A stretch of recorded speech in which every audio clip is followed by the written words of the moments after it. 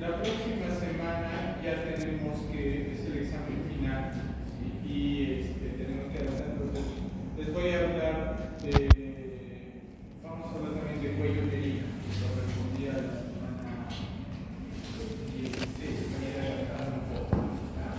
Doctor, entonces el grupo que le toca exponer la última semana ya lo va a exponer. No, sí expone. Pero solo va a haber la Entonces vamos a tener aquí un corte histológico de ovarios. Dentro de este corte, a poco aumento, vamos a ver las dos capas principales que tenemos a nivel ovario. Básicamente, vamos a tener a la corteza y a la médula. Sin embargo, si vemos aquí, vamos a ver un poquito de eso. Vamos a ver que la corteza ovárica va a estar rodeada de una capa que se llama túnica luquínea. ¿Sí? La misma que veíamos a nivel del testículo también va a estar cubriendo al ovario. ¿Sí? Vamos a tener una túnica luquínea que a su vez esta túnica luquínea va a estar cubierta por el epitelio germinativo. ¿Sí? O también llamado epitelio superficial ovario. Y sobre todo, para diferenciar un poco, este epitelio germinativo, a pesar de que se sigue llamando así, no tiene nada que ver con las células germinales, por si acaso. ¿Sí? Por si acaso el epitelio germinativo que lo vemos cubriendo la túnica luquínea no tiene nada que ver con las células germinales. Ese epitelio germinativo es una capa que cubre a la túnica luquínea, pero histológicamente se llama así. Pero ya sabemos que el epitelio, mejor dicho, las células germinativas son unas células que migran desde el endodermo, desde la parte inferior del alantoides en el endodermo del intestino posterior. ¿Sí? Van a migrar un grupo de células germinativas que finalmente van a formar las ovogonias. ¿Sí? Van a formar las ovogonias. Esas ovogonias, ¿sí?, posteriormente van a dar formación a los ovocitos primarios. ¿Sí? Entonces, que es muy diferente al epitelio germinativo, a las células germinativas. En el varón, ¿sí?, el epitelio germinativo o células germinativas sí son sinónimos, pero en la mujer no. ¿Ya? Entonces no vamos a entrar en confusión. Muy bien, entonces vamos a tener el epitelio germinativo, que es una lámina que cubre a la túnica luquínea, ¿sí?, una capa que cubre a la túnica luquínea, que es un tipo de mesotelio. Es un tipo de mesotelio, o sea, solo tiene una capa de células simples planas. ¿Ya? Esta túnica luquínea, ¿sí?, es una capa de tejido conectivo, ¿sí?, fibroso, ¿sí?, de tejido conectivo fibroso, lo podemos ver aquí. ¿Sí? Y por debajo de esta capa vamos a tener a la corteza ovárica. La corteza ovárica, ¿sí?, va a ser la zona funcional del ovario. ¿Sí? Va a tener a todos los folículos en sus diferentes fases, en sus diferentes estadios, y también dentro de los entre folículo y folículo, aquí le voy a marcar, ¿sí?, entre folículo, acá tenemos un folículo, acá tenemos otro, ¿sí?, y entre folículo y folículo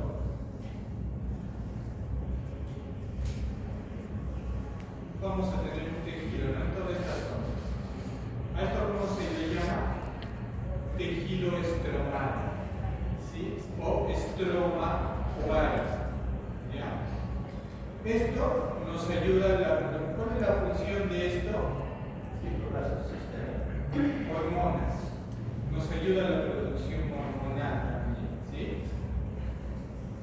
Ahora, la corteza la podríamos dividir en dos capas, en una capa interna y una capa externa. ¿Sí? La capa externa va a estar la que está cerca de la túnica alveolar y la capa interna va a albergar a los folículos en crecimiento. ¿Sí? Entonces acá tenemos un poco más de aumento, la túnica albuginea, ¿sí? Al epitelio germinativo, tenemos a las dos capas de la corteza, ¿sí? A la corteza externa, la que está próxima a la túnica albuginea, y a la corteza interna, donde van a estar todos los folículos en sus diferentes fases de maduración. ¿Sí? En este caso, por ejemplo, tenemos folículos primordiales y tenemos folículos primarios.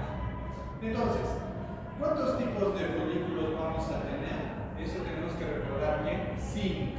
¿Sí? Del menos maduro al más maduro vamos a tener al folículo primordial. ¿Sí? Luego del folículo primordial va a venir el folículo primario. Luego del folículo primario va a venir el folículo secundario. Luego del folículo secundario va a venir el folículo antral. Y luego del folículo antral ya viene finalmente el folículo maduro, o también llamado folículo de Graf. ¿Sí? Son esos 5 estadios de los folículos. Los 5 estadios van a estar localizados, como vemos aquí, en la corteza oval. ¿Sí? Dentro de cada folículo que voy a tener, un ovocito primario. En la etapa fetal voy a tener ovogonías, ¿sí? Ovogonías, que luego entran en una mitosis, ¿sí?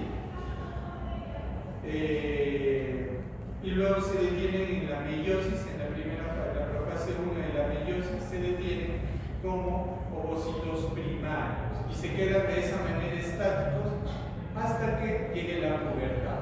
Hasta que llegue la pubertad. Muy bien. Entonces, ¿por qué se caracteriza el folículo primario? Si lo vemos aquí comparado al folículo, primordial y un folículo primario, ¿qué le llama la atención? El grosor de la pared, ¿no es cierto? Miren, acá es delgadito. ¿Por qué? Porque es una sola capa de células planas. Entonces, ¿por qué se caracteriza el folículo primordial? Porque está rodeado por una capa simple plana, como podemos ver aquí. Es una capa de epitelio simple plana. ¿Sí? Tenemos una capa de epitelio simple plana, ¿no? Su núcleo, las células. A este epitelio, ¿cómo se le llama también? Epitelio folicular. Epitelio folicular. Ese es en el folículo primario. Aquí dentro del folículo primario, ¿qué tenemos? Un ovocito primario. Dentro vamos a tener un ovocito primario. Luego, el folículo primario, que es este de aquí. ¿Por qué se caracteriza? Porque tiene una capa, o solo una capa de tejido, de epitelio. ¿De qué tipo? Aquí lo tenemos, ¿no? Una capa de epitelio columnar, o también llamado cilíndrico, ¿sí? Que puede ser cilíndrico o puede lucir también cilíndrico bajo o curvo, pero es solamente una capa. Eso es lo que caracteriza al folículo primario. Folículo primordial y primario tienen una capa. ¿Cuál es la diferencia? El primordial es una capa de epitelio simple plana. ¿Sí? En cambio, en el primario es una capa de epitelio columnar. Ahora, ¿qué pasa? Acá tenemos otras imágenes de folículos primordiales con una sola capa. Aquí vamos a tener folículos primarios tempranos. ¿Por qué tempranos? Porque el epitelio es todavía cúbico, ¿sí? Cúbico. Y finalmente ya vamos vamos a tener aquí un folículo secundario. ¿Por qué se caracteriza el folículo secundario? Por la presencia de, miren, varias capas, ¿no es cierto? Varias capas, ¿ya? O sea, se comienza el epitelio a estratificar, se comienza a estratificar. Primero inicia una capa doble, que esa capa luego se va agregando, y una vez que se llama folículo, que ya es folículo secundario, esta acumulación de capa tras capa tras capa, que inicialmente es una capa doble, pero acá ya vamos haciendo varias capas, va a formar, ¿cómo se va a llamar finalmente a todo esto? El estrato o la capa granulosa, ¿sí? Ya va a cambiar de nombre y todo este acúmulo de células que en el ovocito primario era solamente una capa de epitelio columnar, se estratifica, se van agregando más capas y va a formar la capa granulosa o el estrato granuloso. Eso es lo que me va a definir un ovocito, un folículo secundario. Me va a definir lo que es un folículo secundario. Y en este folículo secundario ya se puede ir identificando este borde alrededor del ovocito y antes de la capa granulosa que se llama zona pelúcida, que se va a llamar zona pelúcida. ¿Sí? Muy bien. Finalmente, en el caso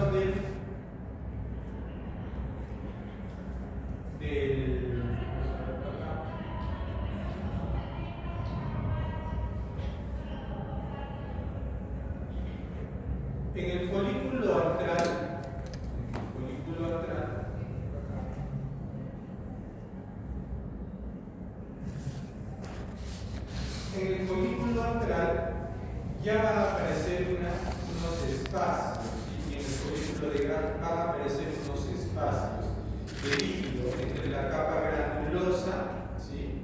Y van a formar una capa que se llama antro, ¿ya? Y en el folículo maduro, en el folículo de Graf, las células granulosas se van a diferenciar en dos capas, como vemos aquí.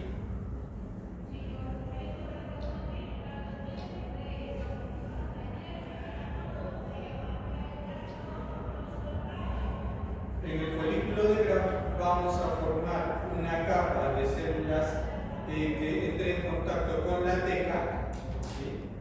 Y otras que están en contacto con el ovocito. Entonces vamos a tener esas células, se llaman células murales, las que están en contacto con la teca, y células del cúmulo, las que están en contacto con el ovocito, ¿sí? Entonces el folículo de Graf se caracteriza porque sus células granulosas se van a dividir en dos, en células murales, las que están en contacto con la teca, y células del cúmulo, las que están en contacto con el ovocito. ¿Sí? Estas células de granulosa, para que entiendan un poquito acá, todo esto es la capa granulosa, ¿no es cierto? En el folículo de Graf, a esta zona de aquí, la vamos a llamar células del cúmulo, y a las que están aquí se van a llamar células murales, las que están en contacto con la teca.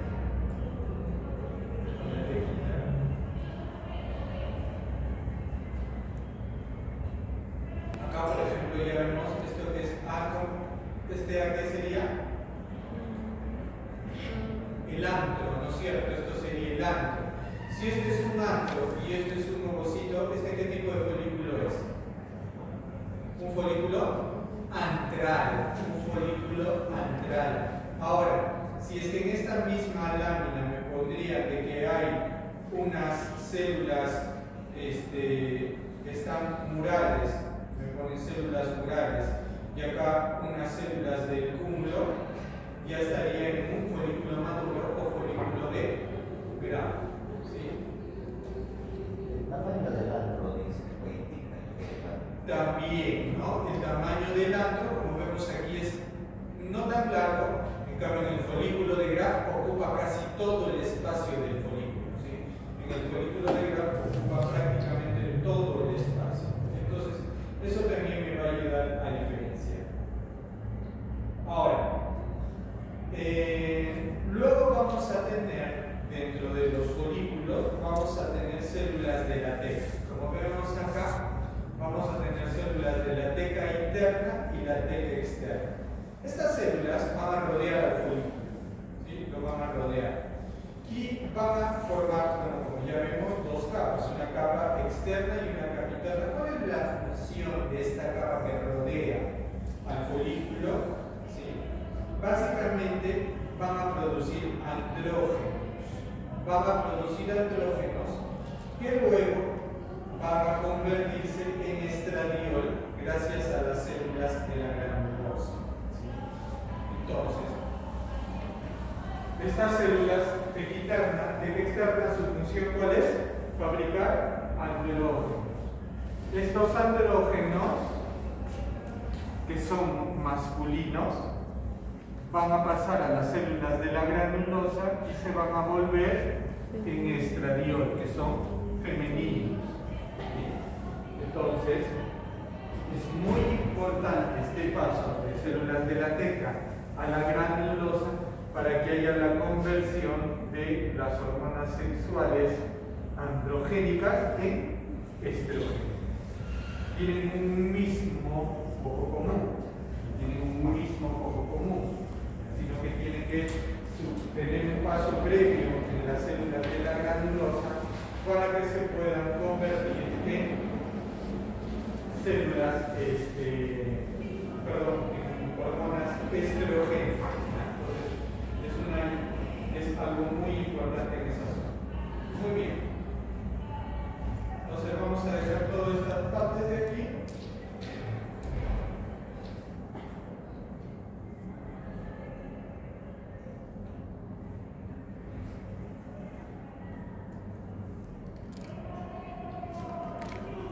Y nos vamos a concentrar en la médula del órgano. En la médula, ¿sí? ¿Qué es lo importante en la médula? ¿Sí? Es un poquito difícil de distinguir, digamos que histológicamente hablando, es un poco difícil distinguir la médula interna de la corteza externa. ¿Sí? Quizás lo que me pueda ayudar a diferenciar es que no va a tener la médula. Fuera de la médula existen los ángulos. Muy bien, ¿qué más? Sí, muy bien, ¿qué más? Por eso quizás en el caso de algunos exámenes que se hacen en mujeres, por ejemplo la ecografía transvaginal, esto sirve porque la imagen aparece con ciertos puntos blancos, que supuestamente dicen lo que indica qué cantidad de folículos tiene la mujer. Muy bien. Y una diferencia importantísima y es vital es que la médula no tiene folículos. ¿Sí? La médula no va a tener folículos ovarios. Entonces, esa es una de las diferencias más importantes en cuanto a esto. ¿Sí? Después de que ha ovulado, después de una ovulación, digamos, en un folículo de Graf se ha roto y ha salido un óvulo, la pared va a formar el cuerpo lúteo. ¿Sí? Se va a formar el cuerpo lúteo. Una vez que se ha roto ese folículo de Graf y ha botado al ovocito, se va a formar ese folículo, va a degenerar y va a formar el cuerpo lúteo o también llamada glándula lútea. ¿Ya? Todo este ciclo, desde que se forma un folículo primordial hasta que se forma un cuerpo lúteo, ¿cuánto tiempo demora? Desde el folículo primordial hasta el cuerpo lúteo, ¿cuánto demora? 28 días. 28 días en promedio. Puede ser unos días más, unos días menos. Es todo lo que dura el ciclo ovárico en la mujer. ¿Sí? Es todo lo que dura el ciclo ovárico en la mujer. Muy bien. Ahora, vamos a ver, ¿qué más tenemos por aquí?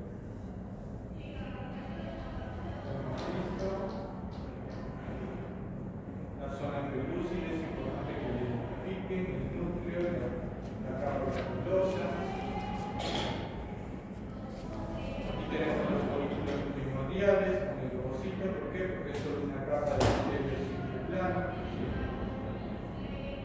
Este de aquí es un folículo primario bilaminar, que también se le llama transicional. Folículo primario transicional. ¿Por qué transicional? Porque ya no tiene una capa, ya está teniendo dos capas, ya a punto de volverse un folículo secundario. Entonces lo vimos. El cuerpo lúteo, lo que les comenté, lo que quedaba de folículo de Graf. Vamos a tener a las células de la teca con las células de la granulosa para saber las diferencias histológicas entre la capa de la teca, que es interna, y la granulosa, que es externa. ¿Sí?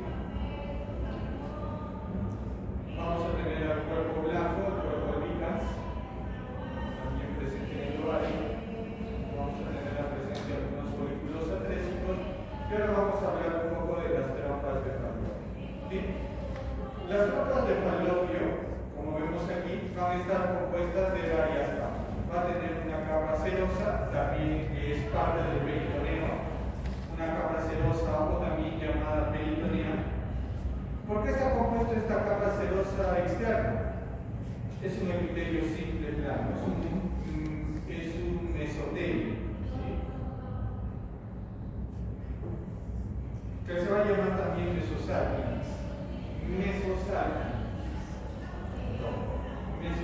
a toda la estructura. Luego, por debajo de esta capa serosa, vamos a tener una capa muscular. Así que en el caso del ovario, de la trompa, vamos a tener dos capas, ¿sí? Una circular interna, o también espiral interna, y una longitudinal externa. Sí, ¿ok? Circular interna y longitudinal externa. Solamente que a la capa circular interna en la trompa de Falopio también se le puede llamar espiral. Por fuera, ya cerca de la luz de la trompa, vamos a tener a mi capa submucosa, la cual está formada de tejido conjuntivo laxo, muy vascularizada y ausente de glándulas. ¿Sí? Es una capa que no tiene glándulas, la submucosa de la trompa de Falopio. Y finalmente voy a tener mi capa mucosa, que la vemos aquí marcada con un cuadrito, que también se le llama endosalpinx. ¿Sí? Que como pueden ver aquí en esta imagen histológica, va a estar muy plegada, va a tener muchísimos pliegues, ¿sí? Muy ramificados. Y estos pliegues aumentan mientras más distal está la trompa. ¿Qué quiere decir? Que a nivel de la ampolla de la trompa uterina es esa parte ancha en la cual está próxima al ovario. ¿Sí? La parte próxima al ovario está muy ramificada, tiene esta mucosa, ¿sí? Pero en la zona más próxima al útero, ¿sí? En la zona infundibular, por ejemplo, ya no tiene esta ramificación. Entonces, una diferencia histológica en trompa uterina para diferenciar si es que estoy en la zona angular de la trompa o estoy en la zona infundibular de la trompa, en la zona en la cual ya se está insertando las trompas dentro del cuerpo uterino. ¿Sí? Entonces, no voy a encontrar una mucosa que no está tan plegada como en este caso, ¿no? Que tiene múltiples pliegues. ¿Ya? Muy bien, el epitelio mucoso, que lo vamos a ver aquí a continuación, ¿sí? El epitelio mucoso va a tener un epitelio pseudoestratificado, ¿sí? Va a ser un epitelio pseudoestratificado que tiene una particularidad, que tiene 4 tipos diferentes de células. ¿Sí? Aquí vamos a tener 2, por ejemplo. Va a tener un tipo que son las células ciliares. Miren cómo tienen múltiples cilios, las células ciliares. Estas células ciliadas son unos pequeños como tubitos que están moviéndose en dirección a dónde? ¿Hacia el útero o hacia afuera? Están moviéndose hacia el útero. que ese óvulo, ¿sí?, pueda ir avanzando hacia la zona de fecundación. Entonces es importante que haya estos cilios. Y luego, una vez ese óvulo haya sido fecundado por el espermatozoide, va a permitir que siga avanzando hasta su zona de implantación, ¿no?, que es ya en el útero, ¿no?, en la parte posterior superior del útero. Muy bien. Hay una particularidad con estas células ciliadas. Aumentan mucho durante la ovulación. ¿Sí? En la fase ovulatoria, a la mitad del ciclo ovulatorio de la mujer, para el día 14, abundan estas células. ¿Sí? Abundan mucho estas células. Y también, ¿en qué zona de la trompa uterina van a estar más frecuentes estas células ciliadas? En la ampolla. En la ampolla de la trompa uterina van a ser más abundantes. ¿Sí?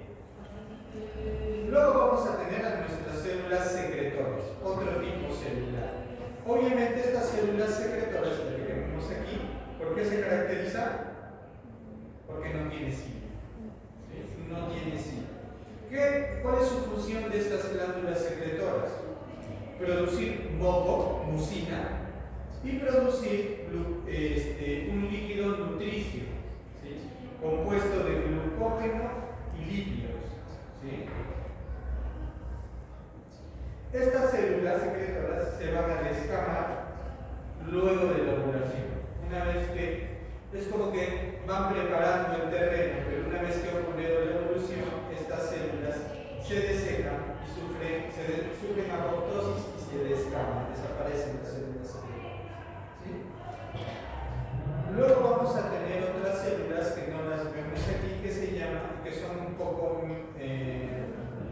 son menores en cantidad. Tenemos a las células en perla, o también llamadas células intercalares. Estas células intercalares son células que están en proceso de regeneración. Generalmente solo se van a ver en la infancia o en la menopausia.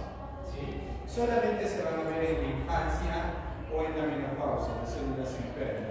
En este caso, que hay células ciliadas en una persona que está ovulando, no voy a ver estas células en perla.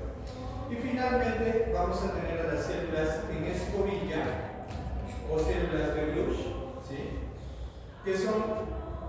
que presentan unas microvellosidades, ¿sí?, que tienen unas microvellosidades, son muy escasas y simplemente tienen una función absortiva, ¿sí?, absorben ciertas sustancias que están a nivel de la luz de la trompa uterina.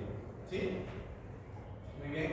Entonces recuerden, vamos a tener 4 tipos celulares. Los dos más importantes: células ciliadas, células secretoras. Células en perla, solamente presentes en la niñez y en la menopausia. Y finalmente vamos a tener a las células en escobilla o células de Bruch, ¿sí?, que son células que van a tener microvellosidades que tienen una función absortiva. ¿Sí?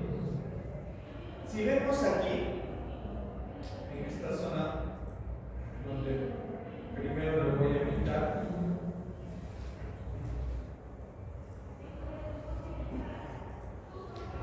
aquí hay una característica. Ven aquí, hay algo particular. ¿Qué es? No hay capacidad. Es una característica histológica muy importante de la trompa uterina. ¿Sí? Su mucosa no tiene lámina basal. ¿Sí? Eso quiere decir que su capa mucosa se apoya directamente sobre la capa muscular. ¿Sí? Muy bien. Ahora, la otra cosa es: ¿por qué vemos que la mucosa está tan plegada, sobre todo a nivel de la ampolla? ¿Por qué está tan plegada? ¿Alguien puede ¿por qué puede estar tan plegada? Para que el óvulo no se desprenda. More. Sí. More más. Más o menos, más o menos. No, es que como las fibrias de la trompa captan el óvulo, lo tienen que hacer migrar justamente lo que se hizo. En realidad, a veces está tan plegada a nivel de la ampolla que casi la luz desaparece. Histológicamente, ya prácticamente no ves luz. ¿Para qué? Uno es lo que dicen, pero lo más importante es hacer todo ese plegamiento para que permanezca más tiempo en esa zona. Para que el pasaje sea más lento. ¿Para qué? Para tener un periodo de fecundación más amplio. Para que le dé tiempo a que lleguen los espermatozoides y puedan fecundar ese óvulo, para ampliar el periodo fecundativo. Si no estuviera tan ramificado, el tiempo de fecundación sería muy corto y conseguir un embarazo sería prácticamente una misión imposible. ¿Sí? Entonces está así tan pegado para enlentecer el pasaje por esa zona, hacerlo más lento el pasaje de esa zona del óvulo para permitir la fertilización. ¿Ya? Esa es una de las funciones fisiológicas más importantes. Muy bien. Ahora, esto ya lo vimos, ahora vamos a ver el útero. ¿Sí? Vamos a ver el útero. Vamos a ver el útero que tiene sus 3 capas. ¿Sí? Eso tienen que saber sí o sí. ¿Cuáles son las 3 capas del útero? La más cerca a la luz, endometrio. La capa intermedia, miometrio. Y la capa externa, perimetrio. ¿Sí? El endometrio, que lo vemos aquí el endometrio, tiene 2 capas. La capa interna se llama capa basal y la capa interna se llama capa funcional. ¿Por qué se caracteriza la capa funcional? Porque tiene múltiples glándulas tubulares rectas y además un epitelio cilíndrico simple, ¿sí? Como vemos aquí. Un epitelio cilíndrico simple, ¿sí? ¿Por qué se llama funcional? Porque es la capa que se va a desprender durante la menstruación. En cambio, esta capa basal no se va a desprender nunca luego de una menstruación, ¿sí? De esta capa basal se va a regenerar nuevamente la capa funcional luego del periodo menstrual. En esta zona basal, las glándulas van a ser poco desarrolladas y va a haber más estroma. El estroma va a ser más denso. En cambio, en la capa funcional, las glándulas van a ser más abundantes y el estroma va a ser escaso. ¿Sí? Entonces, ¿dónde va a haber más estroma? En la capa basal que en la capa funcional. ¿Sí? Dentro de las glándulas del epitelio endometrial, dentro del endometrio vamos a tener 2 tipos de células. ¿Sí?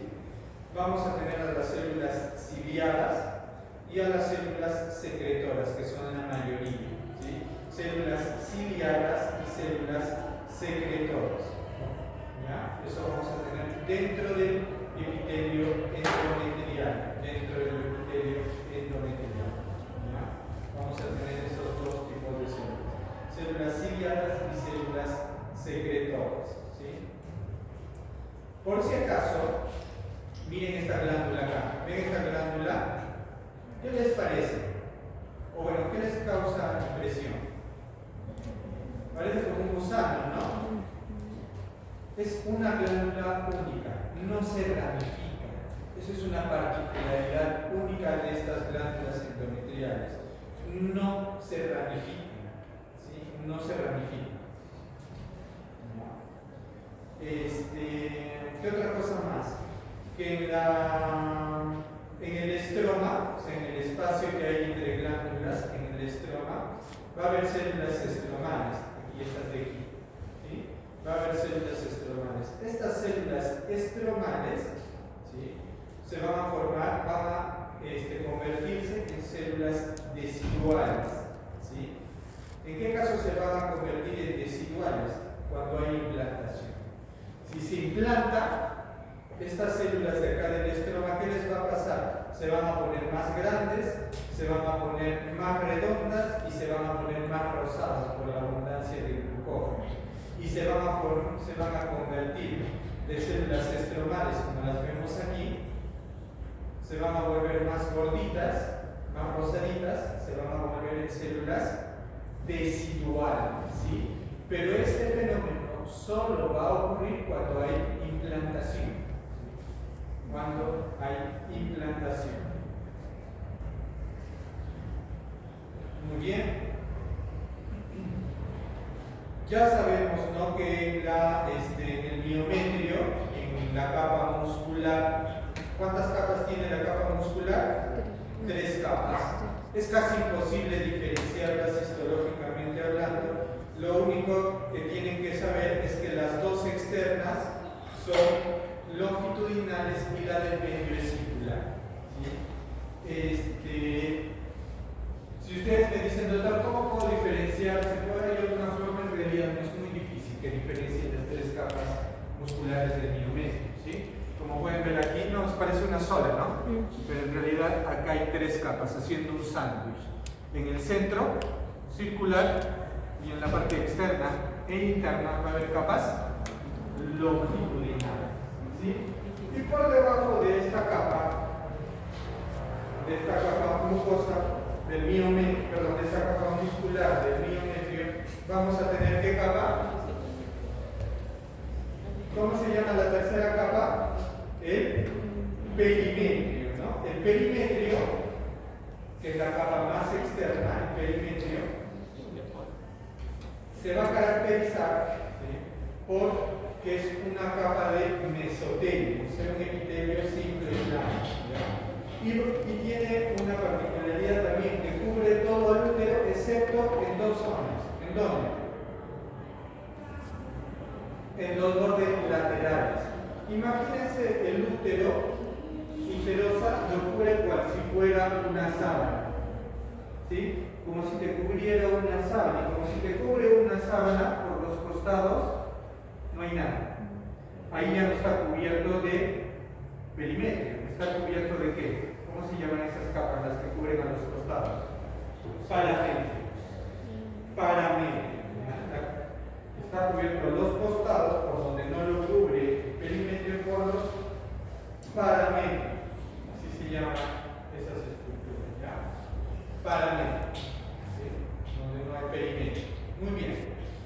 Ahora vamos a pasar al cuello uterino, ¿sí? Al cuello uterino, que es muy importante desde el punto de vista patológico. Desde el punto de vista patológico. Ahora, ¿qué decir del cuello uterino? ¿Sí? Acá tenemos una capa de cuello uterino. ¿Sí? ¿Qué tipo de epitelio tiene el cuello uterino? ¿Sí? Tiene 2 capas. Tiene 2 capas, como podemos ver aquí. Miren, tenemos una capa, un tipo de mucosa, y miren que acá es otro tipo completamente diferente. ¿Sí? ¿Y cuáles son estos dos capas? Vamos a tener el endocervix, o la parte interna. Y como pueden ver aquí, ¿sí?, como podemos ver, en la parte interna aquí, esta parte interna, ¿qué tipo de epitelio tenemos? Cilíndrico simple. Un epitelio cilíndrico simple. Y en la parte externa vamos a tener un epitelio estratificado, plano, no queratinizado. Entonces, acá, como ven, hay varias capas. Es un epitelio estratificado. Y acá solo tenemos una capa de epitelio cilíndrico. ¿Sí? Muy bien. Es muy importante esto. ¿Qué más tenemos aquí? Podemos tener los quistes de Nabot. ¿Sí? Los quistes de Nabot. Los quistes de Nabot, que son estas colecciones que se pueden ver en la parte externa del cuello uterino, como si fueran unos puntitos blancos. Se ven como unos puntitos blancos, como unos nódulos blancos. que están en la parte externa, en la parte cervical externa, ¿sí? Vamos a ver que la gran cantidad de glándulas cervicales van a estar prioritariamente en la parte interna, van a estar rodeados de glándulas, ¿sí? Entonces vamos a tener dos partes, como les dije, el endocervix y el exocervix o ectocervix, que también se le llama porción vaginal, ¿sí? Porción vaginal. Y finalmente vamos a tener mi zona de transformación o zona de transición, donde el epitelio va a transicionar, ¿no? Donde va a convertirse de un epitelio cilíndrico simple a un epitelio estratificado plano, ¿sí? Estas glándulas que vemos aquí son glándulas ramificadas, no son glándulas tubulares como las que están en el endometrio, sino acá van a tener múltiples ramificaciones en forma de árbol, ¿ya? ¿Y qué van a producir? Moco cervical, ¿sí? Van a producir moco cervical. Y estas glándulas van a estar influenciadas por los estrógenos. Cuando hay muchos estrógenos, van a secretar bastante, entonces el moco va a ser abundante, va a ser acuoso y va a ser filante. ¿Qué quiere decir que sea filante? Que si tú te lo pones el moco entre los dedos, lo puedes estirar, se va a estirar. Eso va a ser durante la etapa estrogénica, donde hay mucho estrógeno. Y en la fase lútea, o en la fase donde hay progesterona, lo que va a pasar es que este moco va a ser escaso, va a ser espeso, ¿sí? Y va a formar una trampa, ¿sí? Va a formar una trampa para evitar de que pasen más espermatozoides o de que pasen bacterias, ¿sí? Muy bien. ¿Qué más tenemos aquí? Estos quistes de Nabok se forman porque los conductos se pueden obstruir y al obstruirse los conductos se van a encontrar estos quistes. Esto es un hallazgo benigno, por si acaso, ¿sí?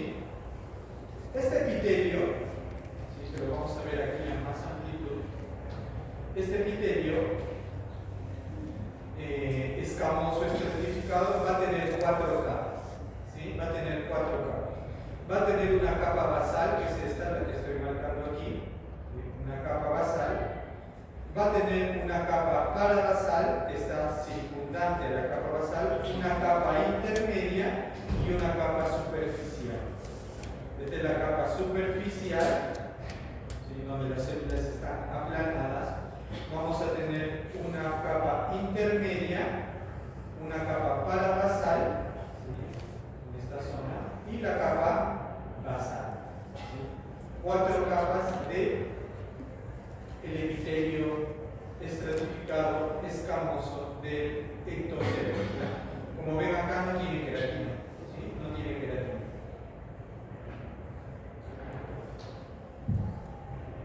Muy bien. Entonces, por ejemplo, aquí yo veo una adenocarcinoma in situ, una proliferación glandular sin infiltración del estrógeno, ¿no? Por eso se llama in situ, porque no infiltra, ¿sí? Ahora, entonces esto tiene una importancia, sobre todo cuando yo hago un examen que se llama el Papa Nicolau. El Papa Nicolau, ¿qué hacemos? En el Papa Nicolau lo que yo hago es, voy a hacer un hisopado, ¿sí? O un cepillaje de esta zona de transformación, de la zona donde se va a convertir el epitelio cilíndrico en estratificado. Y se puede ver, ¿sí? Se puede ver, o sea, es visualmente factible que tú veas la diferencia de epitelio. No necesitas un microscopio, lo puedes hacer a simple vista. Entonces, te colocas el espéculo a la paciente, ves en la zona del cervix, del cuello uterino, y tú vas a colocar, vas a hacer el raspado, la toma de hisopo para hacer luego el extendido y el cepillaje, el hisopado en esa zona, en la zona de transición, donde tú veas que está muy claro. Y eso lo vamos a ver en un microscopio. ¿Y qué es lo que vamos a tratar de ver? ¿Qué es lo que vamos a tratar de ver en un papel Nicolau? Los cambios celulares. Exacto. ¿Y cómo se llaman exactamente esos cambios celulares? Tiene un nombre que ya lo hemos visto anteriormente. Las metaplasias o las displasias. ¿Sí?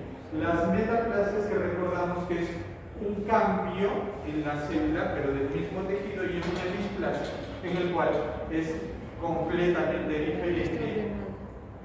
La característica celular no le corresponde en absoluto a la célula. ¿Sí? Otro detalle es que no puede existir muchas células basales, más que todo están las intermedias.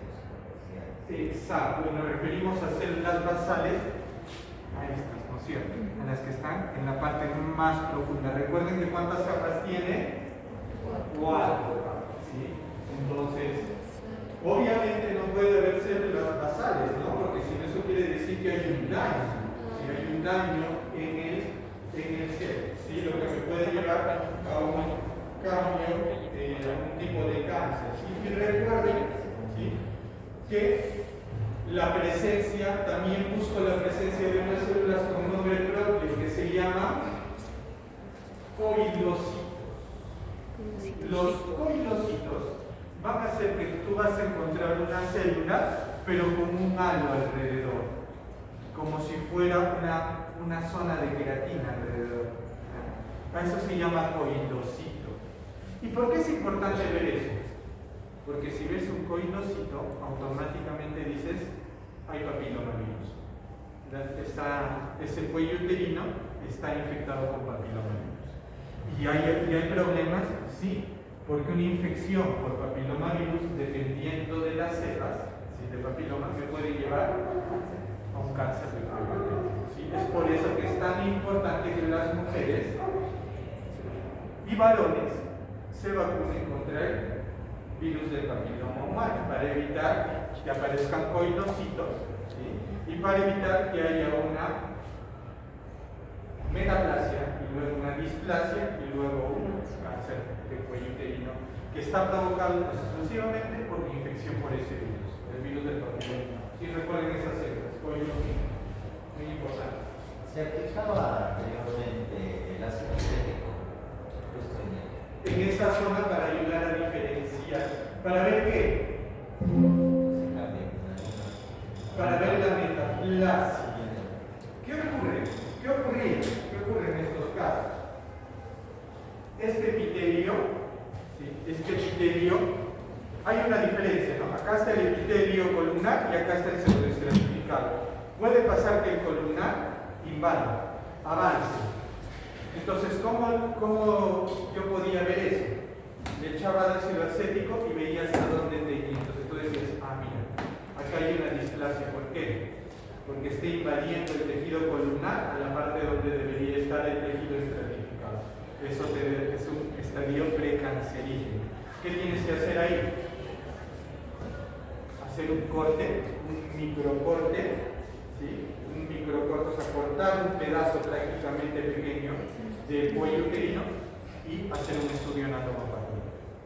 Y si ves ya que hay células cancerígenas, tenemos que separar, tenemos que extirpar toda esa zona, o sea, sacarle el cuello y en algunos casos inclusive hasta todo el útero. Y si no encuentras nada, pues no hay ningún problema, puedes ampliar los márgenes de la zona que vas a eliminar, ¿sí? Entonces, se muestra la masa patología. El patólogo, ¿qué te dice? Sí, hay displasia, pero ya está con bordes libres. Perfecto, lo dejamos ahí. Pero si el patólogo dice no, los bordes están comprometidos, entonces el ginecólogo corta un poquito más. Y corta un poquito más, y va cortando un poquito más hasta que el patólogo le diga ya estamos con bordes libres de metaplasia, de displasia, y ahí nos quedamos. ¿Sí?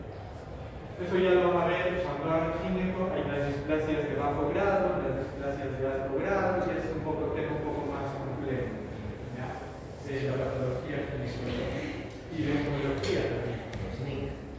Exacto, las neoplasias celulares, eso ya es un poco más complejo. Muy bien. Entonces ya hemos avanzado.